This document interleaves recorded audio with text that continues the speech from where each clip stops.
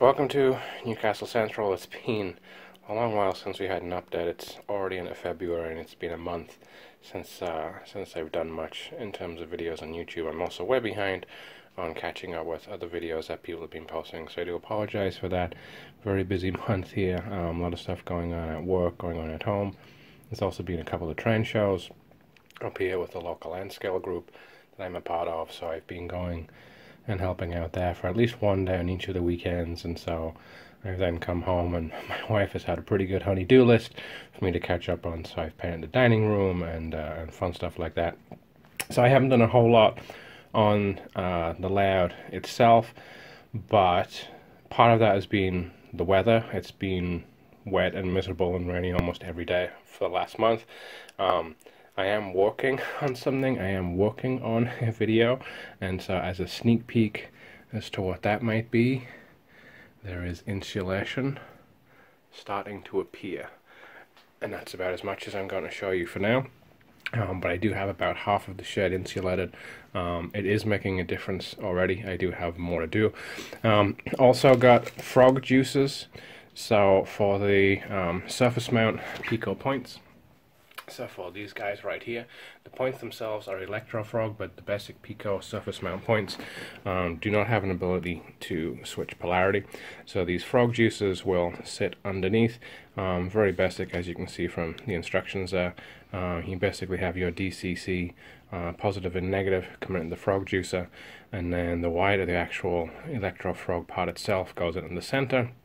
And then within a fraction of a second, when the train hits that frog, if the polarity is incorrect, this then reverses it. Seen this in use, a number of different layouts. They've been around for a while, so they come highly recommended. So I've got, I think, five of those for the surface mount points. The reason I kind of held off on getting those was because the basic DCC controller that I have, just because I don't right now have the need to go out and buy a new one, although I do want a shiny, more powerful one, but it only puts out, I think, 1.7 amps, and I think these trip at about 1.8 to 2. They recommend really at least 2 amps to be able to trip those. So I also got this booster, which will work fine once I move up to a different DCC controller as well, but this will put out, they say 5 amps. It's 5 amps is a short burst. I think it puts out about 3.5 to 4 in its regular continuous mode. It says I thought it said somewhere maximum output is 5, but it runs at about 3.5 to 4, I believe. And again, very similar idea. You'll have your DCC that comes in from the controller, and then DCC out is what goes to the bus. So right now, my layout and most people's layouts, DCC out from the back of their controller will probably just go straight into their bus.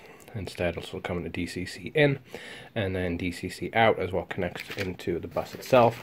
And then there is a power supply in here.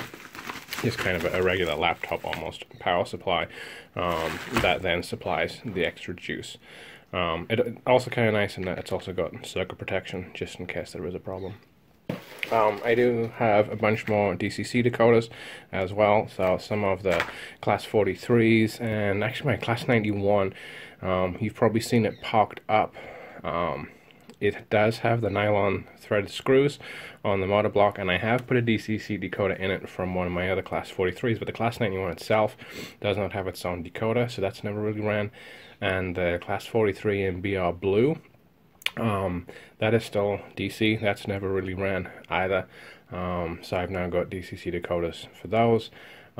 Somewhere I think back inside the house, I've also got a little package from Peter's Spares, all replacement brushes and springs. So all of the old Ringfield motors in those class 43s are going to get cleaned up.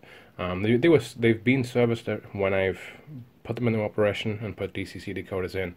That BR Blue has not. But then all of the motors are going to get new springs and brushes. That was the only thing I didn't do when I went through and cleaned them all up. So hopefully a combination of frog juices so that they don't stall out a little bit coming over those points, the booster just to make sure that there's plenty of track power just in case that Bachmann Easy Command DCC controller isn't quite giving enough in places, and then the new brushes and springs hopefully means that that everything will work a little bit nicer. So it's probably still going to be another 2 or 3 weeks until I really get caught up here. Yeah, busy few weeks at work and with train shows and stuff at home, but looking forward to getting the frog juicer and the boosters installed. Looking forward to getting the rest of the locos up and running with DCC decoders, and you know, do maintenance on those motors, and definitely looking forward to getting the rest of this installation finished up.